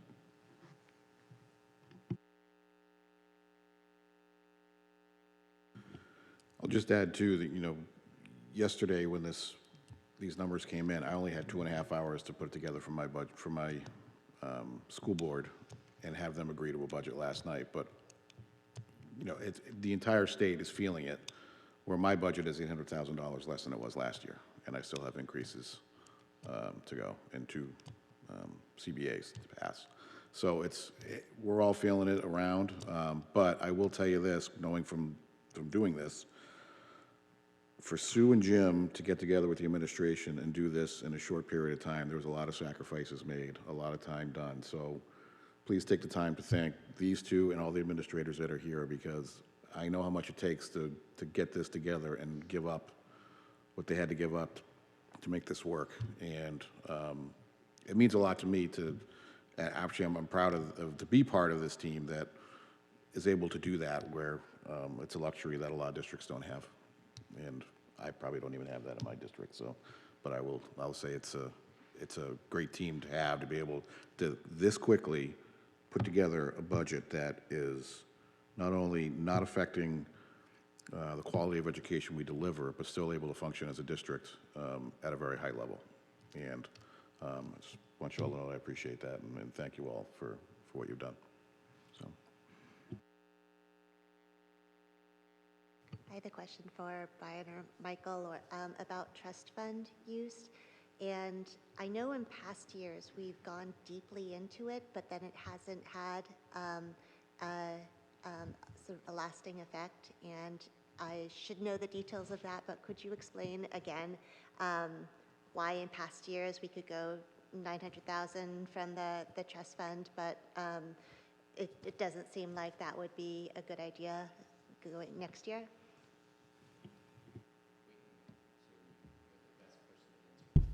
So when we were here at this time last year, we were talking about the possibility of using that 900,000. We didn't end up using any of that because we were fortunate to have a couple of other revenues that offset that, and so our fund balance was great enough so we didn't have to impact that. So that 1 point, that's now, we added 200,000 to that, so we still have 1.1 million, and that's in what's called the retained fund balance. Trust funds are different. Those are different accounts. We have one for special ed, we have one for maintenance, and we have a benefit stabilization fund. So those are different, and the board has the authority to utilize those. I think when you say we went into them, we did use 200,000 of that at one point to put the air conditioning in, but we still have, and I think in your packet you have some of those balances of what's left in those funds. Those are June 30 balances, but yeah. Every budget, you know, we're estimating in October what we'll need in June. And one of the issues that Catherine and I have talked about as well as in terms of the trust fund is we have never touched the special ed trust fund in all the time that Catherine and Sue and I have worked together. And what makes Catherine the most nervous is the move-in, the person who's in residential care who moves into the district. And those costs can be extraordinary. And so it looks like a really healthy amount, and it is a really healthy amount. It's over $500,000, but that could be chewed up by 3 people, 3 students. And so it's very possible, we haven't had to in all this time, but it's very possible that those move-ins would cause us to come back to you and say we have to use some of the special education trust fund. So the direct answer to your question is we had unanticipated revenue that offset our need to use the trust fund for this year, and that's why we didn't use it. But as Sue and I are looking at next year, we can't predict that there's any unanticipated revenue coming in. So that's what makes us both nervous about putting too much of the trust into the operating budget, because we're unsure that we won't need it. And then if we do use it, then we've expended half of what's available to the board in an emergency. This expends about a quarter of what's available to the board in an emergency. I think another aspect over the last couple of years has been that our guaranteed maximum rate increase on our health insurance has been quite a bit higher than it is this year. And that's when they tell us that our maximum rate increase for health insurance might be 8% or 10%, it rarely ends up being that high. And so when we do get that kind of number, I'm comfortable. I think one thing we did was look at using potentially some of the money out of the benefit stabilization trust fund if it turned out to be right at the upper limit. With a guaranteed maximum rate increase of 3%, there's not much room there for it to go down. So there's not much upside of taking a bit of a chance there, if you will, on what the health insurance turns out to be.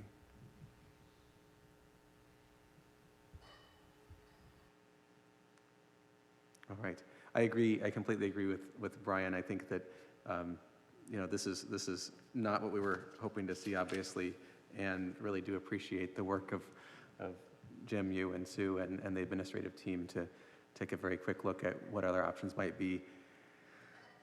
So I see, what's in front of us here is the 3% increase that uses $550,000 out of the contingency fund, a 1.05% increase that also uses $550,000 from the contingency fund, a third scenario with 1.05% increase that uses $950,000 out of the contingency fund. That would only leave $150,000 remaining in the contingency fund. So those are kind of the base, you know, scenarios. We can certainly look at other options between those as we start to discuss tomorrow night. The other things that have been, you know, when we talk about potential for doing a retirement incentive as part of this budget for fiscal year '24, that's something else that we would need to decide on fairly quickly if we were going to do that. That would need to be part of the decision-making process ideally on December 7th. So keep that in mind, that that's something that we would need to be taking action on along with a proposed budget right away. I would like to see if we maybe went with 2%, what that might look like. Sue can bring her computer and we can project and we can put in live any variation that the board wants to see rather than continuously publish paper. Yeah. And that way, if you want to see what 2% does, we just put in 2% and some variations less than that or more than that, and you can get a feel for how it all looks for tomorrow.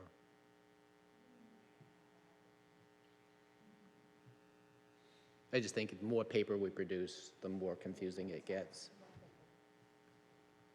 All right, any other questions or observations for this evening? I raised it last time, but the tech integrator stipends and considering what it looks like to bundle a full-time job description instead of having a full-time job description plus additional stipends. So two answers to that, UC. One is those stipends are negotiated with the Guild, so they're not an issue where we can just cut them here. It's part of the negotiated contract that we do with the teaching staff. And I asked them to produce what their workday looks like. And it kind of goes back actually to something that Heather brought up, here it is. Heather brought up at one point in relation to the tech integrators. So I can have this, I'll copy this memo and get it to all of you for tomorrow night. It's in your blue folder. Oh, it's in? Okay, it's already there. So you'd have to, first of all, we'd have to negotiate it with the Guild, and even if that was a good idea, we'd have to be figuring out what we would take away from what they're doing. And so I would say that for our budget purposes, it's something that we really can achieve. I would also say that generally speaking, the detailed job description is not something the board would typically get into directly. That's an administrative action. Right, but in looking at the budget, and I need to go through this and understand more about the commitments that we've made in the Guild relationship, but in general, it makes more sense to me if there is a sort of a uniform job versus, you know, department head among other teachers, that we have a budget that includes the salary but does not include extra stipends. Again, I need to learn more about, about what's been committed and the length of the day, but in theory, doesn't that seem like something that the board would oversee in terms of additional stipends? Only through negotiations. Has it already been negotiated? Oh, yeah, those So stipends. this is a commitment that we have. Standing commitment. So in our current, did we this year? It's part of the CBA. So when we negotiate the CBA, we negotiate stipends. We also negotiate stipends between sessions. So this particular one was the result of us wanting to have people hands-on in the buildings who can support the web pages. Right. In order to do that, we needed to ask them to do it at the end of the workday because they're working with students and staff all day long. So we'd have to say what part of their students and staff efforts do we want to take away to put it inside the day, and that conflicts with our desire for them to be working with students and staff. Which we fully approve of, support. Right. It's mostly just thinking about how we divide tasks so that we're not paying extra people, paying all these additional stipends across the full staff. Sure. If that's an area that we want to look into, I think that's a longer-term discussion, not about a specific stipend, but about the entire portfolio there. And we would want to ask Jim to look at that in an aggregate perspective, not piece by piece. We pay quite a few stipends, right? Every time, Yes. like somebody does musical, that's a stipend. Like right. the So music all- teacher at the elementary school hosts the third grade, fourth grade musical, that's a stipend. You're the sustainability coordinator for the building, that's a stipend. So this isn't outside of normal bounds for what we do, and it really feels, my opinion in particular, is this fully feels like a perfect ad comp opportunity and why that stipend is there, additional compensation. Yeah, the only difference for me is that in those situations, it was somebody volunteering to take on a leadership position or an additional position sort of beyond their peers, whereas I understood that this is sort of expected of everybody in this position. I would not describe it as volunteering. They have to be volunteered most of the time because this is work that is over and above their teaching salary, whether it's a department head or, you know, a musical production or working to maintain our web pages at the building level. Those are all extra assignments. They're not built into their day load. And what we're looking at now is a budget perspective. There's nothing in the budget that says this stipend is delegated to this person. It's a role. Yeah. So I think that that's something we probably should not be.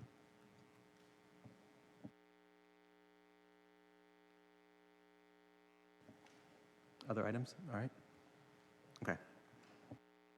All right. The last item under discussion action items is policy.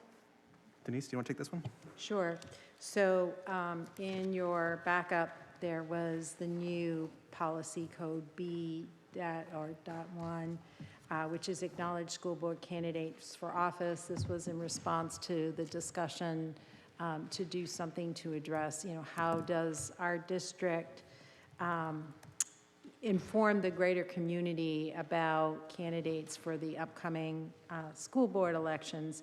So policy committee took a look at it, and in the end, what we decided to add was a paragraph that basically, because one of the questions was, we have, in the past, the PTOs have sponsored candidate forums.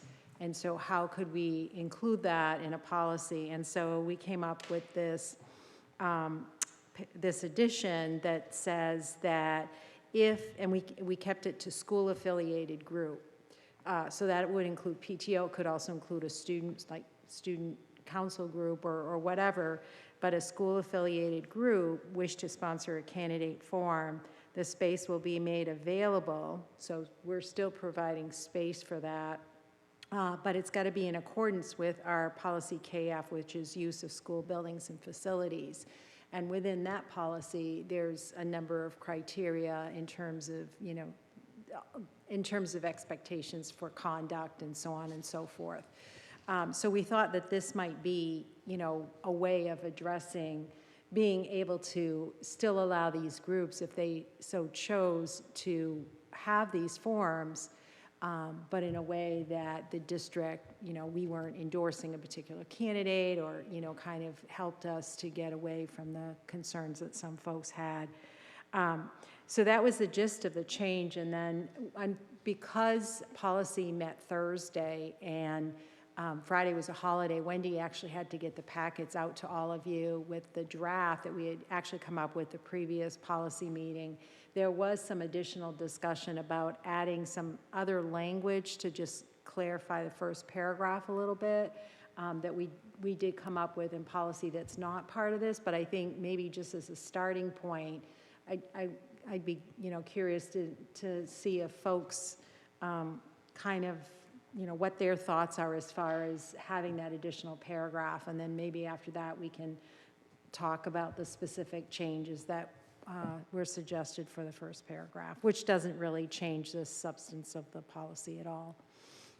Well, I think we can still approve it as a first draft, and you can still make changes, and then we can go over it again. Right, but I'm For just, final read. I just, before we kind of get into a discussion about the other, I just wanted to know in general if people are okay with the change that we made. Does this address the concern that the board had by adding this additional paragraph? I guess I don't think that that paragraph necessarily changes much about the requirements. It's kind of an explanation more than anything. If any other group that was not school affiliated wanted to use school facilities to do whatever they wanted to with them, that's still under the purview of the facility use policy. So this doesn't prevent another group from using school facilities for any event, really. It's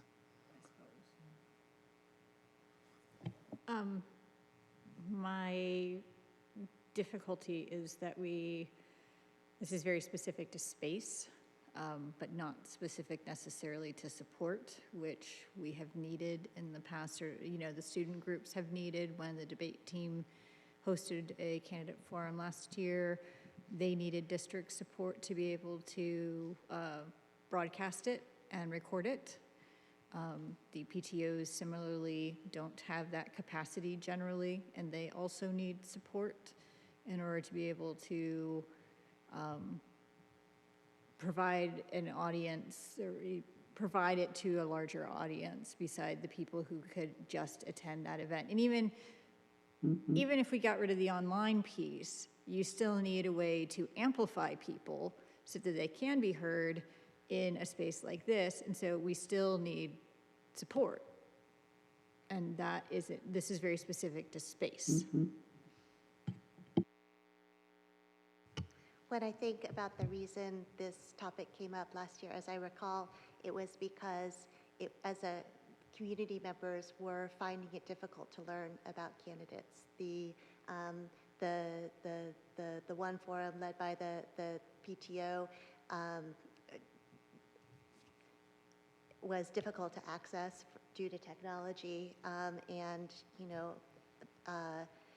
other reasons in terms of getting the word out, because as we've mentioned, there's this rotating expectation but not requirement that the PTOs host. So I just wanted to recall that challenge, that it wasn't about putting out the board putting out too much information. The question was, in my mind, how the board can be more helpful in allowing and helping community members to access information that is already there. So I still lean towards more than demographic information, having the same profile that the town of Durham, for example, has in their candidates, where there's actually answering some questions and providing an expectation of what the forum is like in some way that goes simply beyond making space available. I don't know if you were getting to that, Heather, or if that's a different path, but so I just offer that to the policy committee as you're thinking through this. The original intent, sure, is to shield ourselves from being sued or putting forth views that we don't espouse as a district, but I think people understand in general that that candidates have different views, that putting candidate profiles that they need to submit anyway is not endorsement by the board, and that the more that we can do to facilitate sort of equal information sharing and access to information by the community, the better our elections will be. in my opinion, the town goes well beyond what they, certainly well beyond their minimum obligation, but in providing a questionnaire or a profile, whoever is doing that is making a decision about what information will be presented. And that's exactly what we should not be doing as a government agency. We're a governmental body. We should not be filtering or in any way what information candidates for office are trying to put out there. And I think that's a very slippery slope that will end up becoming something that we don't want to be involved in down the road at some point. So I would prefer to keep that completely steer. I like the direction that we're headed in here. I would even say maybe even consider removing the PTO from there, because the idea that there's an expectation that PTOs would do this is something that we still, I think, have not actually validated with the PTOs. And just being persnickety, because I'm persnickety, school affiliated is probably hyphenated. That is persnickety. So to your point, I think you're right. I think we shouldn't implicitly establish that PTOs are expected, the wording, though, does suggest the PTO as an example of a group. And, should they wish to. But I take your point, in putting them out front like that, it does create some expectation, I think. The other thing we wrestled with a little bit at policy committee was, I'm of the mind that there's value in explicitly stating that the district does not in any way endorse any candidate for office.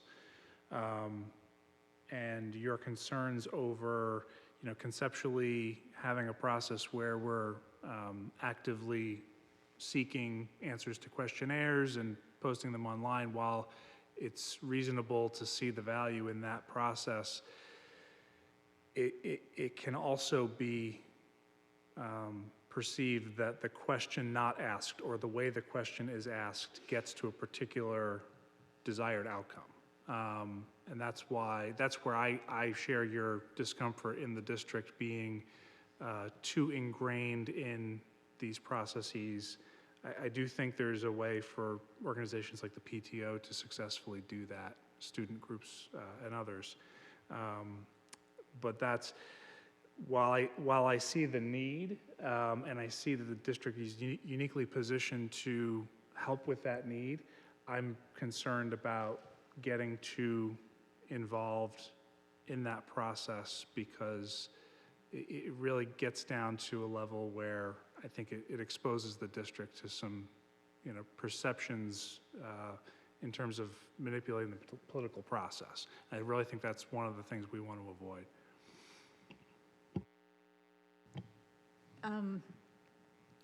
The Guild, I think, has historically published a questionnaire, and I'm trying to remember how it was published.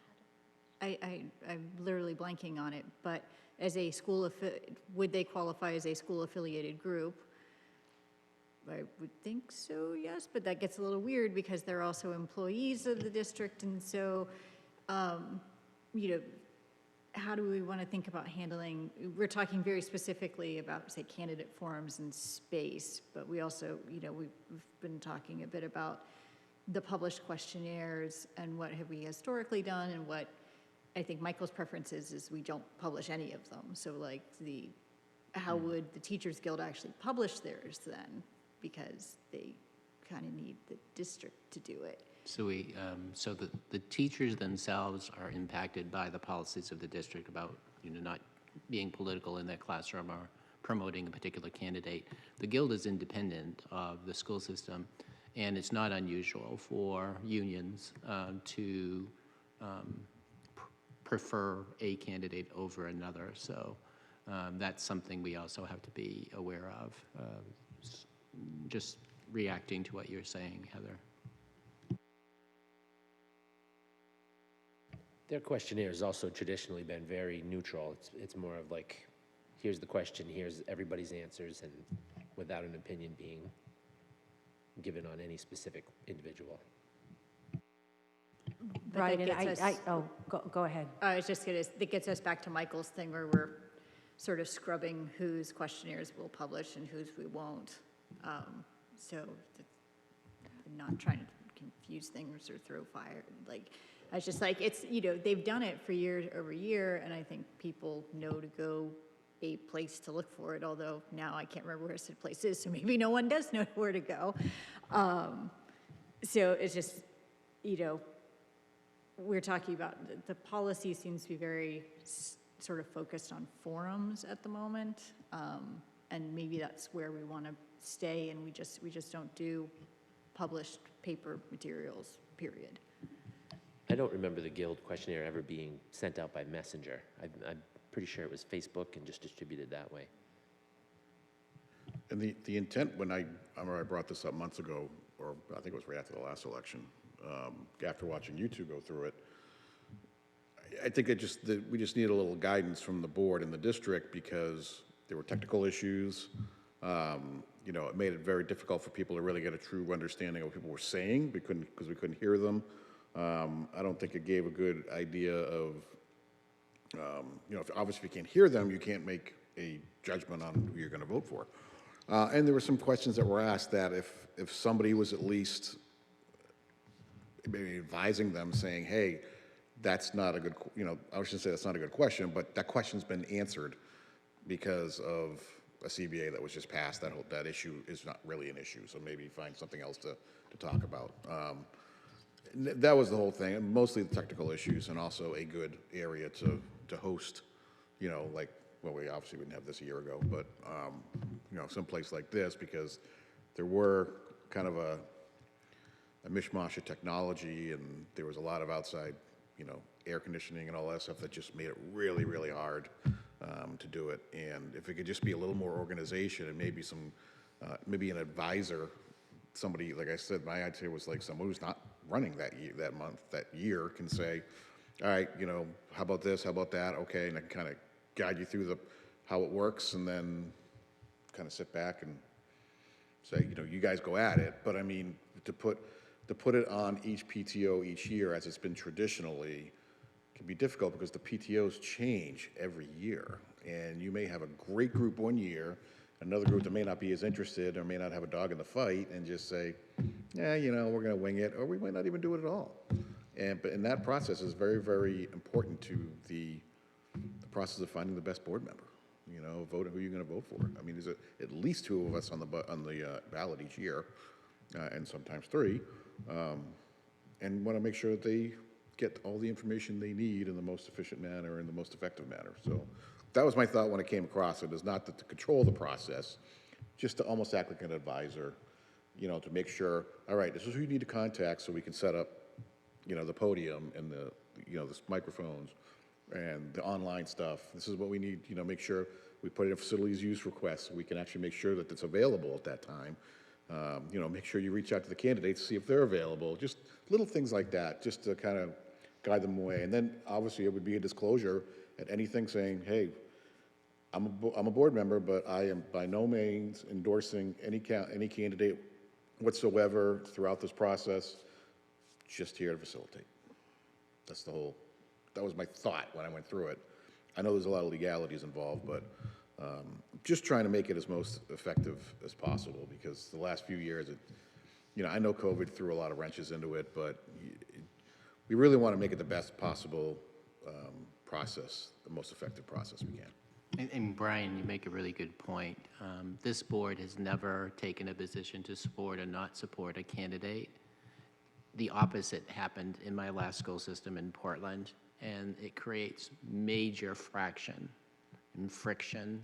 and frustration and anger when Matt endorses you, but he doesn't endorse Denise. That happens to this day in Portland, and it destroys their ability to do quality work. So, good point. So at this point, I'm not sure what direction to go in, because I feel like there's been two sides of the issue, and I'm hearing both sides. One is that, we don't want to get involved in this, it's better just to stay out of it. On the other side, it's like we want to support a little, if not be more directly involved. And so I guess I'm just not sure, like, as a board, what direction we're really saying we want to go in. I wouldn't say directly involved, because that means you're controlling the process. Almost, I guess I can compare it to a teacher advisor to a club. They're kind of overseeing it, making sure things flow, but the kids really are running it. I don't know, am I incorrect in saying that, Jim, or is that? I guess I feel a little different, Denise. We have a first draft, and we've heard feedback from the board, and we can attempt to incorporate the feedback that the committee is comfortable in what they've heard. And then, there's always the process of, if somebody feels like they want to go in a different direction, to make a motion to amend the policy and see whether it's supported. So I feel, just from my seat, I feel exactly the way Michael does. I actually had conversations with our school attorney related to how far we should go, and their opinion was we should go very, very carefully, tread carefully. it could easily turn into a nightmare for us. You know, I think that the draft policy certainly can be, amended as a result of this conversation, but I feel it is the right direction that protects the school system, and it also provides a vehicle for community member to know who's running, and once they know who's running, then based on their interest, that candidate was likely to have a Facebook page today, they're likely to have Twitter, that the responsibility then shifts from here's who's running, because that really was the essence of the complaint, and then, do your homework as a voter. And we wouldn't do that part of it. We'd just make sure the world knew who was running. And that's really what we've been doing through these forums for as long as I've been here. We haven't been trying to own it. We've been trying to support it. And I think I agree with you, see, the complaint was we weren't doing enough. Well, we were supporting the forum. I would say we supported it relatively poorly based on the technology issues, but also it was supported from a distance. I was trying really hard not to have the district's hands in it, and that really was what drove the issue of having a policy so we would know what our role was. And so the frustration last spring was, you're not doing this, this, and this. And the answer to that is, you're right. We're not doing those things. And that's really what got us to here. And we're trying to find that path that allows us to inform and support, but not ever be accused of favoring or overtly supporting someone who's running for school board. Would it be worthwhile, I don't know if this would be included in this policy or a separate policy, to have a board policy where we don't endorse other candidates? I think, Dan, you can just include it in the draft of this policy. I think Does that work? Dan's statement was dead on, I think we should be saying that in this policy. Yeah, they didn't see that change. So Dan, do you want to, just so they can hear what I have it in front of me, I don't know if you do. Okay, so the change that you don't have, because this was made, as I said, right at the policy committee meeting, is Dan had suggested that the first sentence actually read, the district and board, do you have it? All right, why don't you go ahead, Matt? Sorry about that. It might be Matt. I probably said it was Dan, it was yours. Sorry. The second sentence would read something like, the district and board policy shall be to not endorse any single candidate. And then another sentence, therefore, the information shared shall be limited to demographic information found on the Declaration of Candidacy for Elective Office Form B1R. And the rest of that, avoid the appearance of favoritism, would be struck. Does that include individual board members endorsing individual candidates? Or is that simply the board as a It doesn't whole? say that specifically, no. The district and board policy shall be not to endorse any single candidate. So my understanding of the way that reads, and Dr. Morse, you can clarify, and maybe we need a legal opinion too, I don't know, but is that in terms of board action, the policy would prohibit the board and or the district from endorsing a candidate. There is other more extensive policy, and of course I don't have it in front of me, Denise, you might, that guides our employees on how to navigate the, you are not to endorse candidates as part of your curriculum, for example.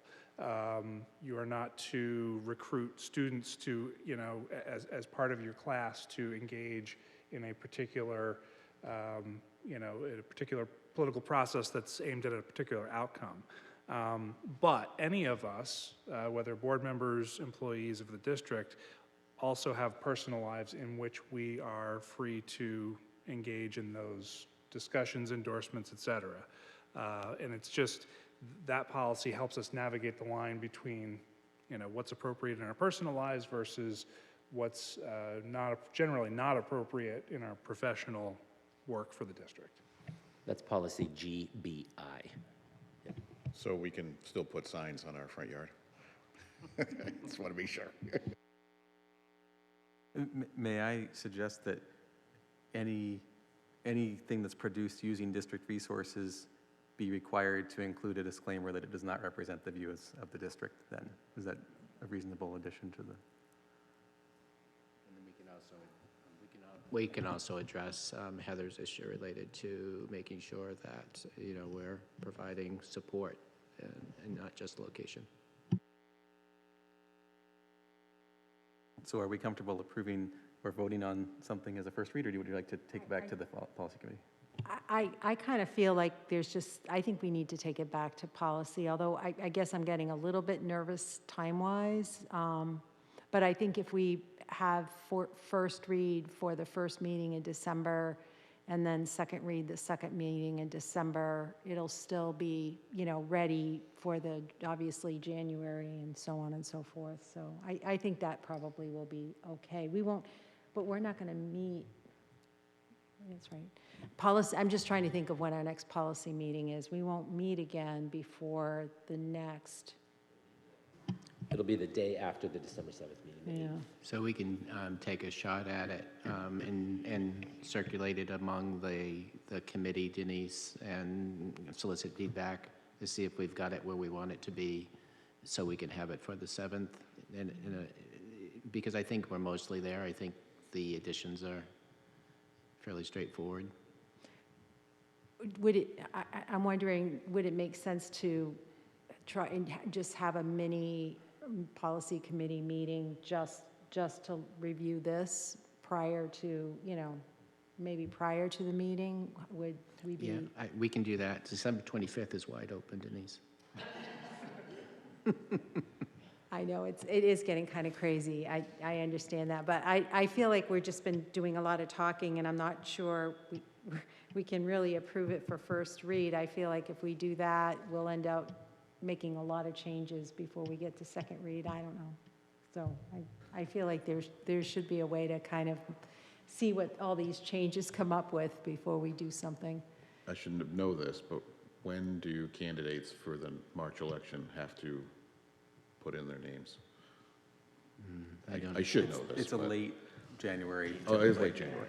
Yeah. Oh, okay, all right. I thought it was the summer. I believe the filing period opens sometime after our budget hearing. Okay, So, got it. Yeah.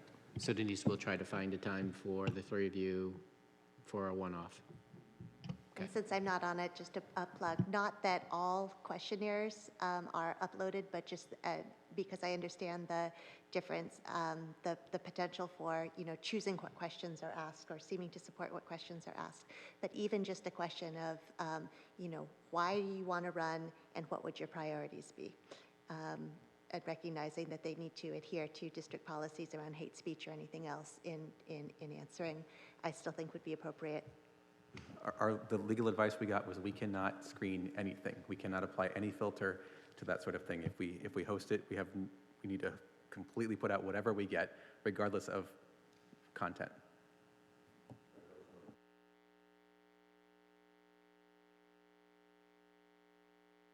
If we do one, we have to do them all.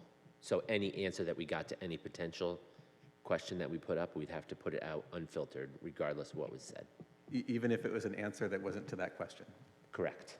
Even if they veered off in a tangent. You could say, why are you running for school board? And they could say, because I hate the Yankees, and you'd have to put that up. Correct. I was trying to find something relatively non-controversial. All right, that makes sense. So we'll have the plan for first read discussion for the December 7th meeting? Yes. Okay, all right. Are there any school board committee updates tonight?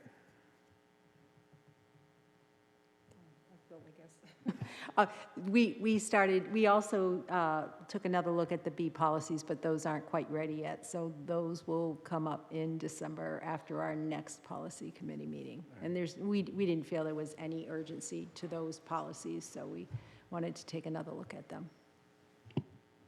Very good. Other committee updates? All right, anybody who'd like to speak for public comment this evening? You have our upcoming meetings. The next one is right here tomorrow night for a budget workshop. That is, as a workshop meeting, of course, it is a public meeting, but I believe we are not planning to broadcast that. Is that correct, Dr. Morse? Yeah, yeah. Yeah, we're not planning on broadcasting it, and being it a workshop, you won't be able to make motions tomorrow night. Right. You're really It'll just be- preparing it's a yourself discussion. for a public meeting in December. Right, correct. And then we have our two meetings in December on December 7th and December 21st. We do have an item on non-public tonight. It is, so I'll move that we enter non-public session pursuant to New Hampshire RSA Chapter 91A, Section 3, Paragraph 2, Subparagraph L, consideration of legal advice provided by legal counsel. We have a second from Brian. This requires a roll call vote. Heather Smith, yes. UC Terrell, yes. Dan Klein, yes. Michael Williams, yes. Denise Day, yes. Brian Cisneros, yes. Matthew Bacon, yes. All right, so we are going to enter non-public now. There's nothing else after this. All we'll come back for is to adjourn. So thank you, everybody. Good night.